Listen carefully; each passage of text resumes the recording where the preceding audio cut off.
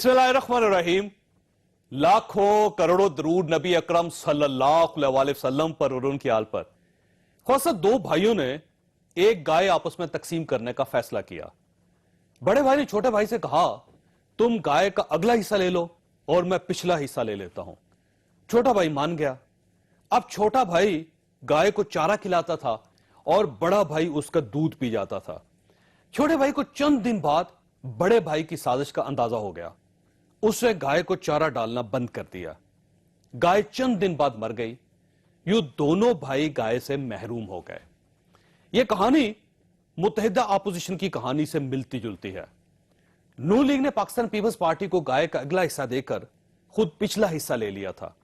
इसका ख्याल था गाय को चारा पाकिस्तान पीपल्स पार्टी डालेगी और दूध ये पीते रहेंगे। मगर पाकिस्तान पीपल्स पार्टी को बहुत जल्द साजिश का अंदाजा हो गया। पाकिस्तान पीपल्स पार्टी ने गाय को चारा डालना बंद कर दिया। लिहाजा आज अपोजिशन की गाय पंजाब असेंबली में इंतकाल कर गई। कल कौमी असेंबली में इसकी तदफीन हो जाएगी। हमें आज यह मानना होगा, इलेक्शन के बाद इमरान खान ने जितने फैसले किए वो दुरुस्त निकले और मियां शहबाज शरीफ के एक महीने के तमाम फैसले गलत साबित हुए। मियां शहबाज शरीफ ने 13 जुलाई को लाहौर एयरपोर्ट पहुंचने का फैसला किया था, ये नहीं पहुंच सके। 25 जुलाई की रात इलेक्शन के नताइज मुस्तरद किए, लेकिन अगले दिन कौमी असेंबली में बैठने का फैसला कर लिया। ग्रैंड अपोजिशन बनाई।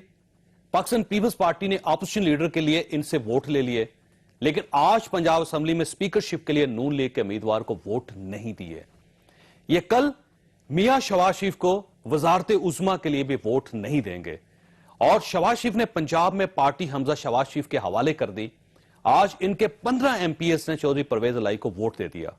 यह नून लीग में फॉरवर्ड ब्लॉक का आगाज है और ये 15 लोग 6 माह में 50 हो जाएंगे। लिहाजा मियां शहबाज शरीफ साहब के एक महीने के तमाम फैसले गलत साबित हुए। मेरा ख्याल है कल से मुत्तहिदा अपोजिशन मुत्तहिदा नहीं रहेगी और बहुत जल्द पाकिस्तान तहरीक इंसाफ और पाकिस्तान पीपल्स पार्टी के दरमियान एक मिसाक जमहूरियत होगा और ये दोनों ईवान में एक दूसरे को सपोर्ट करेंगे। इन हालात में नून लीग का सियासी मुस्तकबिल क्या है, यह हमारा आज का इशू होगा।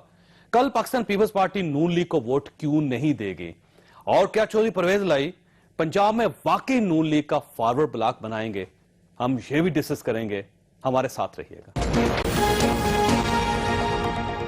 प्रोग्राम में दोबारा खुश आमदीद। हमारे साथ तशरीफ रखते हैं मियां जावेद अजीज साहब, पाकिस्तान मुस्लिम लीग नून के साथ इनका ताल्लुक है। हमारे दूसरे मेहमान थे फवाद चौधरी साहब, पाकिस्तान तहरीक इंसाफ के साथ उनका ताल्लुक है। नए एमएनए भी है, तर्जुमान भी है, लेकिन ये शायद नए पाकिस्तान की पहली अलामत है कि वो वादा करके कमिटमेंट करके वो तशरीफ नहीं लाए और अब जाकर उन्होंने कहा जी कि मैं बहुत दूर बैठा हूं, मैं नहीं आ सकता, जबकि कल से उन्होंने कमिटमेंट की हुई थी। तो फवाद चौधरी साहब से मेरी दरख्वास्त है कि अगर आप नया पाकिस्तान बनाना चाहते हैं तो उसमें आपको अपने वादे का पास जरूर करना चाहिए। अगर आप नहीं तशरीफ ला सकते तो आप 2-3 घंटे पहले बता देते ताकि आपकी जगह किसी और को तकलीफ दे दी जाती। और इसके अलावा लाहौर में हमारे साथ तशरीफ रखते हैं सैयद हसन मुर्तजा साहब, पंजाब असेंबली में पाकिस्तान पीपल्स पार्टी के पार्लिमानी लीडर हैं और आज इनकी दरख्वास्त पर पाकिस्तान पीपल्स पार्टी के एमपीएस ने स्पीकरशिप के जो इलेक्शन था उसमें वोट नहीं दिया। मियां जावेद अजीज साहब, ये फरमाइएगा सर, ये पाकिस्तान पीपल्स पार्टी और आपके साथ तो बहुत ज्यादा दरारें पड़ गई और कल मियां शहबाज शरीफ साहब का जो इंतखाब है उसमें पाकिस्तान पीपल्स पार्टी आपको वोट नहीं दे रही, तो ये हुआ क्या, एक्चुअल आपके साथ हो क्यों रहा है और क्या हुआ? ये देखिए चौधरी साहब, पहली बात तो यह है कि ये ना कोई हुकूमती इत्तेहाद था ना कोई इंतखाबी इत्तेहाद था। 1 पॉइंट एजेंडा था कि 25 जुलाई को जो इंतखाब हुआ उसमें नाइंसाफ़ी हुई है, उसके नताइज को बदला गया है। तमाम जो पॉलिटिकल फोर्सेस थे, जो जमातें इलेक्शन लड़ रही थी, तमाम जमातों ने दूसरे दिन इकट्ठे होकर ये कहा कि इसके खिलाफ आवाज़ बुलंद करना चाहिए। उस पर इकट्ठे हुए। जब स्पीकर के या डिप्टी स्पीकर के, आप उस कमेटी का हिस्सा थे? मैं हिस्सा था। 4 लोग थे पाकिस्तान पीपल्स पार्टी की तरफ से, 4 थे पाकिस्तान मुस्लिम लीग नून की तरफ से। नहीं, ये वो कमेटी थी हाँ जो पीपल्स पार्टी और नून लीग की बनी। मसला ये था कि पीपल्स पार्टी ने खुद तजवीज़ किया कि ये एक संजीदा एफर्ट लगेगी कि अगर आप मुस्लिम लीग की तरफ से प्राइम मिनिस्टर का कैंडिडेट अगर बनाएं तो वो शहबाज शरीफ साहब को बनाएं। और ये पीपल्स पार्टी की तरफ पीपल्स पार्टी की तजवीज़ पर। ओके, ये किसने तजवीज़ दी थी? ये जो मैं वो कमेटी के 4 खुर्शीद लोग हैं शाह, उसमें कुछ, हाँ। खुर्शीद शाह थे, यूसुफ गलानी साहब थे, नवीद कमर साहब थे। नवीद कमर साहब थे। ये इन सारे चारों की तरफ से ये तजवीज़ ये जो वफद था उनका, उनकी तरफ से ये तजवीज़ किया गया कि अगर इलेक्शन लड़ना है तो फिर इस तरह लड़ा जाए। और आप मियां शहबाज साहब को प्राइम मिनिस्टर के लिए कैंडिडेट बनाना चाहते थे या आप किसी और को उम्मीदवार किसको बनाना बनाना चाहती थी? चाहते वो 3 4 5 लोग थे सीनियर, जिनमें से किसी को भी पार्टी रिकमेंड कर सकती थी, मगर शहबाज साहब तो लड़ना नहीं चाहते थे। वो अपोजिशन तो करना चाहते थे, अपोजिशन लीडर के तौर पर, मगर वो इंतखाब पार्टी से किसी और को लड़वाना है। ये बात किस हद तक दुरुस्त है कि आप लोग चाहते थे कि ख्वाजा आसिफ साहब को उम्मीदवार बना दिया जाए, पाकिस्तान पीपल्स पार्टी ने कहा कि नहीं, ख्वाजा आसिफ की जगह आप मियां शहबाज साहब को आगे लेके आए। ये बात आप ये कह सकते हैं कि वो बल्कि ये तो हकीकत है कि शहबाज साहब का तो नाम वो बार बार लेते थे कि, और उनके बल्कि कहने पे शहबाज साहब को रिक्वेस्ट करके कैंडिडेट बनाया गया। अब आ जाए जो 15 तारीख को स्पीकर का, डिप्टी स्पीकर का इलेक्शन हुआ, तो एक दिन पहले बल्कि 13 तारीख को उन्होंने कह दिया कि हम वोट नहीं देंगे मियां शहबाज को, आप कैंडिडेट बदलें। तो हमने उनसे ये कहा कि आपकी अपनी ही तजवीज़ थी, और आज हम उनको पहले पार्टी की तरफ से अप्रूवल लेने के बाद आज उनका नाम वापस लें, ये कोई मुनासिब बात नहीं है। और मुस्लिम लीग का फैसला अपना भी फैसला है, कोई ये तो कोई तरीका नहीं है कि आप डिक्टेट करेंगे कि फलां पार्टी से फलां हो या फलां पार्टी से। अच्छा, मेरे से ये फरमाइएगा, जब ये आपको ये पैगाम मिला कि पाकिस्तान पीपल्स पार्टी आपको वोट नहीं देगी, तो ये बात किस हद तक दुरुस्त है कि आप लोगों ने ये फैसला किया कि हम अपने स्पीकर के लिए भी अपना उम्मीदवार पाकिस्तान मुस्लिम लीग नून लेके आए, ताकि हम सैयद खुर्शीद शाह साहब को वोट ना दें और हमारा भी एक उम्मीदवार होना चाहिए? देखिए, ये बात दुरुस्त है आपकी कि जमात के अंदर एक ये भी राय थी कि हमें अपना कैंडिडेट लाना चाहिए, लेकिन हमने जब पार्लियामेंट्री कमेटी में ये बात रखी तो सबकी अक्सरियत की ये राय बनी कि हमें पीपल्स पार्टी से दोबारा राब्ता करना चाहिए, और पीपल्स पार्टी से दोबारा राब्ता किया गया, जिसमें ये जो 4 नाम मैंने लिए हैं, ये चारों दोबारा हम इकट्ठे हुए, और उसमें ये तय हुआ कि आपकी मेहरबानी है कि आप फिर भी वोट देना चाहते हैं पीपल्स पार्टी के कैंडिडेट को। तो हमने उनसे ये कहा कि जो अलायंस में फैसला हुआ था कि डिप्टी स्पीकर और स्पीकर का, हम वोट उसी तरह देंगे उस कमिटमेंट के मुताबिक। आप उस कमिटमेंट को निभाएंगे तो बेहतर है, वरना हम उस कमिटमेंट को निभाने के लिए तैयार हैं। मगर इसमें उन्होंने ये कहा इसी कमेटी के मेंबरान ने कि ये 15 का दिन गुजर जाए, उसके बाद हम फिर जरदारी साहब से बात करके अपने फैसले को रिव्यू शायद कर पाए। तो मैं तो आज भी तवक्को रखता हूं कि शायद सुबह वो वोट शहबाज शरीफ साहब। अच्छा, मैं आपको एम्बैरस नहीं करना चाहता, लेकिन एक नुक्ता आपके पास रख के फिर मैं ज़ाहिर है लाहौर जाऊंगा। ये फरमाइए, किस हद तक बात दुरुस्त है कि एक सहाफ़ी जो थे वो एक पैगाम लेके गए आसिफ अली जरदारी साहब के पास, और आसिफ अली जरदारी साहब ने कहा कि मैं मियां शहबाज शरीफ साहब को वोट नहीं दूंगा। लेकिन ये मैं नहीं समझता कि किस हद तक। छोड़ दीजिए।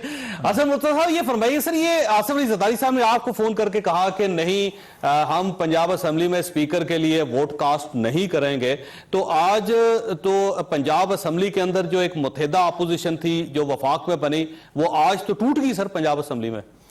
बहुत शुक्रिया जी जावेद चौधरी साहब, ये हमारी हमेशा कोशिश रही है कि हम सबको साथ लेके चलें। आपने हमारा इक़्तिदार भी देखा है पाकिस्तान पीपल्स पार्टी का। पीपल्स पार्टी ने कभी ना अपने किए हुए वादों से वो यू टर्न लेते हैं, और ना ही हमने कभी ये किया है कि एक बात करें और उससे मुकर जाएं या उसकी ऑनर ना करें। पाकिस्तान पीपल्स पार्टी का पहले दिन से ये मौक़िफ़ था कि आप कैंडिडेट दें प्राइम मिनिस्टर का, उसमें कंसेंसस के साथ दें जिस पे सबका इत्तफाक हो।